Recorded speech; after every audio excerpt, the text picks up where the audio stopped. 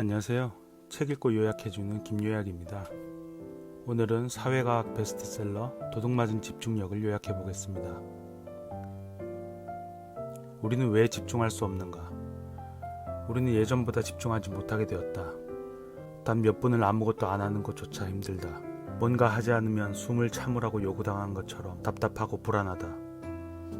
연구에 의하면 미국 대학생들은 컴퓨터를 사용하면서 평균 65초마다 하는 일을 바꾼다고 한다. 인터넷상에서도 어떤 주제가 화제가 되고 사라지는 시간도 계속 짧아지고 있다. 많은 사람들이 예전보다 더 짧게 집중하고 있다. 영화 한 편을 보거나 책 한 권을 다 읽는 것을 힘들어하는 사람들이 많아지고 있다. 내용이나 줄거리를 요약해서 보거나 2배속으로 아니면 건너뛰기로 본다.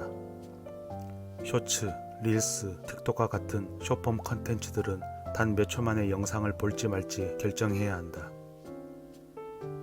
누군가는 집중력이 떨어지는 것을 개인의 의지 문제라고 하기도 한다. 하지만 개인의 노력으로 극복할 수 없는 사회 구조적인 문제가 있는 건 아닐까. 비만과 같은 경우 50년 전에는 아주 드물었지만 요즘은 전 세계적인 유행병이 되었다. 비만은 개인의 문제만으로 보지 않는다. 국가 차원에서 비만을 관리하고 지원한다. 집중력 문제도 마찬가지로 집중력을 떨어뜨리는 사회적인 문제가 있지는 않을까. 누군가 우리 집중력을 도둑질해 가는 것은 아닐까. 우리는 집중력을 잃어버린 것인가, 도둑맞은 것인가. 현 시대는 너무 많은 정보를 너무 빠르게 접할 수 있다. 100년 전만 하더라도 다른 나라에서 어떤 사건이 벌어졌을 때 또 다른 나라에 전해지기까지는 최소 며칠에서 몇 달이 걸리기도 했다. 하지만 지금은 세계 곳곳의 사건을 실시간으로 볼 수 있다. 그 중심에는 휴대폰이 있다. 우리는 24시간 동안 휴대폰을 2000번 이상 만진다고 한다. 휴대폰이 없으면 마치 신체의 일부를 잃어버린 것처럼 불안하다. 그 휴대폰으로 우리는 정보를 홍수처럼 받아들인다. 우리는 쏟아져 들어오는 정보 사이에서 무엇이 중요한지, 무엇을 받아들일지 빠르게 판단하고 다른 주제로 전환해야 한다. 여기서 문제는 일과 일 사이를 전환하는데 시간이 필요하다는 것이다. 우리는 한 번에 여러 가지 일을 할 수 있다고 생각하지만 뇌는 한 번에 한 가지 일만 실행한다. 다만 일의 대상을 우리도 모르게 아주 빠르게 바꾸는 것이다. 아주 익숙한 일이라면 그 시간이 짧겠지만 어려운 일이거나 집중이 필요한 일은 다시 그런 상태로 돌아가는데 상당한 시간이 낭비된다. 연구에 따르면 집중 상태에서 방해받을 경우 다시 집중 상태로 들어가려면 23분이 걸린다고 한다. 이것을 해결하기 위해 어떤 사람들은 휴대폰 감옥과 같은 것을 두고 개인의 자제력을 시험한다. 또 산골 오지로 찾아가 인터넷을 차단하고 생활하기도 한다. 이를 디지털 디톡스라고도 부르는데 이것만으로는 문제를 해결할 수 없다. 일주일에 이틀씩 바깥에서 방독면을 쓰는 노력이 환경오염의 해결책은 아닌 것과 마찬가지다. 디지털 디톡스와 같은 제한은 그 제한이 사라지면 놀라울 정도로 빠르게 예전으로 돌아가게 된다. 힘든 다이어트를 성공했지만 다시 예전으로 돌아가는 것처럼 말이다. 제한된 삶은 재미가 없기 때문이다. 제한당하지 않는 삶은 재미있고 즐겁다. 볼거리가 무한으로 생성되는 휴대폰과 맛있는 음식을 누가 마다할 수 있겠는가? 그렇다면 자신 스스로에게 재미있는 것을 찾아야 한다. 몰입은 어떤 일에 깊숙이 빠져 시간이 사라진 듯한 상태나 경험을 말한다. 몰입 전문가 칙센트 미아이 교수는 예술가들이 아주 오랜 시간 동안 집중해서 예술 작품을 만들었지만 완성된 작품에 대해서는 크게 신경 쓰지 않는 것을 발견했다. 예술 작품을 만드는 과정 그 자체가 즐거운 것이다. 몰입 상태가 되려면 명확한 목표가 있어야 하고 그 목표는 자신에게 의미가 있어야 하며 목표는 너무 쉽지도 너무 어렵지도 않아야 한다. 사람마다 몰입할 수 있는 대상은 다 다르다. 자신이 무엇을 좋아하는지 고민해야 한다. 칙센트 미아이 교수는 가장 흔한 몰입의 형태가 독서라고 했다. 인스타나 유튜브가 이용자의 사용 패턴을 분석하고 그것에 맞춰서 정보를 제공한다는 것은 알려진 사실이다. 또 이용자의 선택에 따라 이후 추천되는 피드가 달라지는 것도 그렇다. 여기서 문제는 우리가 쏟아진 정보를 고르고 선택할 시간이 충분하지 않다는 것이다.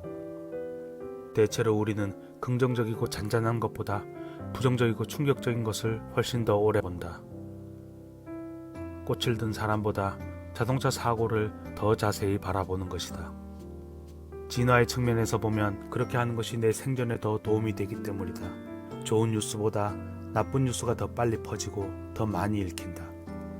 심지어 가짜 뉴스는 진짜 뉴스보다 6배로 더 빨리 퍼지기도 한다. 기업은 사람들이 자신의 플랫폼에 오래 머무는 것이 중요하다. 그것이 광고주로부터 돈을 받는 이유이기 때문이다. 따라서 SNS 플랫폼 기업의 최우선 운영 기준은 체류 시간이다. 기업은 사용자의 사용 패턴을 감시하고 더 많이, 더 오래 볼 수 있는 피드를 추천한다. 보통 부정적인 방향으로 추천이 진행된다. 그것을 사용자가 더 오래 지켜보기 때문이다. 이것을 감시자본주의라고 한다. 이 문제는 어느 개인이 해결할 수 있는 문제가 아니다. SNS는 우리 생활에 너무 깊숙이 들어와 버렸다. 이제 사람들은 SNS가 없이는 생활할 수 없는 지경에 이르렀다. 그렇다면 사용자가 아니라 SNS 플랫폼을 바꿔야 한다. 그들이 사용자에게 부정적인 피드를 제공하는 것은 그것이 돈이 되기 때문이다. 만약 기업이 다른 방식으로 돈을 벌거나 돈을 벌 필요가 없다면 그런 알고리즘은 필요 없을 것이다. 이용자들에게 사용에 대한 일정한 비용을 받는 구독, SNS를 공공이 소유하는 등 재정적 유인책이 바뀌면 SNS도 바뀔 수 있다. 하지만 이런 선택에는 다양한 반대의 이유와 장애물이 있다는 것을 알고 있다. 변화의 시작은 문제를 인식하는 것부터 시작한다. 우리는 집중하지 못하고 딴 생각을 하면 죄책감을 느낀다. 어렸을 때부터 공상을 하고 있으면 혼나곤 했기 때문이다. 중요한 순간에 떠오르는 잡생각들이 나를 힘들게 한다. 무슨 생각하는 거냐고 나를 자책하지만 끊임없이 떠오르는 생각을 막을 수는 없다. 1980년대 뇌를 연구하는 전혀 새로운 방식인 양전자 방출 단층 차량 스캔으로 새로운 사실이 알려졌다. 연구를 위해 대기하던 환자의 뇌는 다른 활동을 할 때보다 가만히 누워 아무 생각하지 않고 있을 때 더 활발히 활동했다. 많은 사람들이 중요한 문제를 해결하는 순간은 그 문제에 집중할 때가 아니라 산책 등 다른 활동을 하면서 딴 생각을 할 때였다고 한다.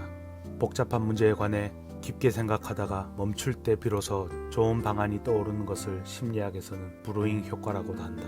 우리의 뇌는 여러 가지 생각들을 돌아다니면서 정보를 조합하고 새로운 사실을 발견한다.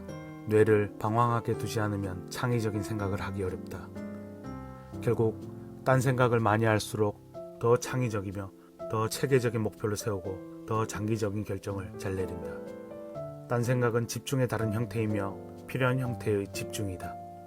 딴 생각이 나면 그냥 흘러가도록 내버려두자.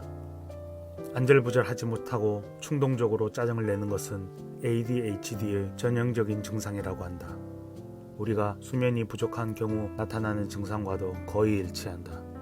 만성적인 수면 부족에 시달리는 사람은 성인 ADHD로 진단할 수도 있는 것이다. 보통 7시간 정도를 최소한의 필요 수면 시간이라고 한다. 하지만 영국 인구 23%는 5시간도 수면을 못 취한다고 한다. 국립수면재단은 지난 100년간 인류의 수면 시간은 20% 감소했다고 주장하기도 한다. 우리 몸은 우리가 왜 잠자지 않는지 알 수가 없다. 넷플릭스 드라마를 보느라 잠을 자지 않더라도 우리 몸은 비상 상황으로 인식하고 혈압을 올리고 심박을 올리고 음식을 요구하게 한다. 요구가 채워지지 않으면 안절부절 못하고 충동적이고 짜증을 낸다. 잠은 우리 뇌에 꼭 필요한 활동이다. 우리가 잠이 들면 뇌는 그날 배운 내용을 장기 기억으로 옮기기 시작한다. 잠이 부족하면 배운 내용을 장기 기억으로 옮길 시간이 부족하다. 또 우리가 잠들면 뇌는 액체로 헹궈진다. 이 뇌 척수액은 뇌에서 독성 단백질을 씻어내 간으로 보내고 간에서 이 독소를 없앤다. 이 독성 단백질은 뇌세포의 쓰레기다. 집중이 잘 안 될 때는 머릿속에 뇌세포의 쓰레기가 너무 많이 돌아다니는 것이다. 1986년에 ADHD를 진단받은 어린이가 1명이라면 현재는 그 수가 100명이다. ADHD 진단받은 어린이가 100배로 늘어난 것이다. 무엇이 달라졌기에 이렇게 급속도로 늘어났을까? ADHD는 유전적인 요인이 크다는 주장이 있다. 이 주장은 쌍둥이 연구를 근거로 하는데 연구는 이란성 쌍둥이와 일란성 쌍둥이의 ADHD 진단 확률을 비교했고 조사 결과 이란성보다 일란성이 진단 확률이 매우 높은 것으로 나타났다. 하지만 이 연구에서 간과한 것은 이란성보다 일란성이 정서적으로나 환경적으로나 훨씬 더 친밀하다는 것이다. 따라서 우리는 환경적인 상황을 더 고려해 봐야 한다. 우리 뇌는 오로지 한 가지에만 집중한다. 만약 곰이 나타나 우리를 공격하는 위급한 상황이 발생했다고 하자. 우리는 곰의 모든 움직임을 추적하고 우리의 정신은 곰에게서 멀어질 방법만을 살피기 시작한다. 우리는 매우 각성한 상태가 된다. 그때는 다른 사람의 배려나 참을성은 생각하지 않는다. 부모의 이혼, 학대, 폭력, 과도한 무관심은 아이의 입장에서는 재난 수준의 위급 상황이다. 그런 상황에서 ADHD 증상으로 보이는 행동은 정상적인 반응일 수도 있다. 4개 이상의 트라우마를 겪은 아이들은 트라우마가 전혀 없는 아이에 비해 집중력이나 행동상의 문제를 진단받을 확률이 32배나 더 높았다고 한다. 50년 전까지만 해도 모든 아이들은 성인의 감시 없이 또래들과 놀면서 대부분의 시간을 보냈다. 집으로 돌아가는 때는 밥 먹을 때와 잠잘 때뿐이었다. 아이들은 또래들과 놀면서 성장한다. 아이들은 놀이를 생각해내려면 창의력을 발휘해야 한다. 그 다음에는 자신이 떠올린 놀이가 가장 재미있는 놀이라고 아이들을 설득해야 한다. 그리고 게임을 지속하기 위해 다른 아이들의 마음을 읽는 법을 알아낸다. 아이는 언제가 자기 차례이고 언제가 다른 친구 차례인지 협상하는 법을 배워야 하고 타인의 필요와 욕구, 그것들을 충족하는 법을 배워야 한다. 또한 아이는 실망감과 좌절감에 대처하는 법을 배운다. 하지만 현대의 아이들은 대부분을 성인의 감시하에서 생활한다. 부모와 같이 등교를 하고 학교 선생님의 지도 아래서 원하지 않는 공부를 하고 집에 돌아와서 부모가 지켜보는 가운데 생활한다. 미국에서는 아이가 보호자 없이 거리를 돌아다니는 경우 아동학대로 신고를 당할 수도 있다. 나는 이런 과잉 보호가 아이들의 놀 권리를 빼앗는 것이라고 생각한다. 집중력은 자신이 흥미있는 것에 대해 자유롭게 탐구할 때 생긴다. 아이들이 스스로 자유롭게 놀 때 아주 사소한 것에도 얼마나 놀랍게 집중하는지 생각해보라. 이 책은 자기계발서가 아니다. 이 책은 유쾌하고 단순한 결론을 내주지도 못했고 어떻게 하면 문제를 해결할 수 있는지 명확하게 얘기하지도 못했다. 나 역시도 문제를 아직 완전하게 해결하지 못했기 때문이다. 하지만 실행하지 않으면 아무것도 이루어지지 않는다. 모든 변화는 힘든 과정을 거쳐 이루어냈다. 우리가 집중력을 되찾고 싶다면 우리의 생각에, 거대 자본에, 사회적 구조에 맞서 싸워야 한다. 여기까지 사회과학 베스트셀러 도둑맞은 집중력을 요약해보았습니다. 저는 다른 좋은 책으로 찾아오겠습니다. 김요약이었습니다.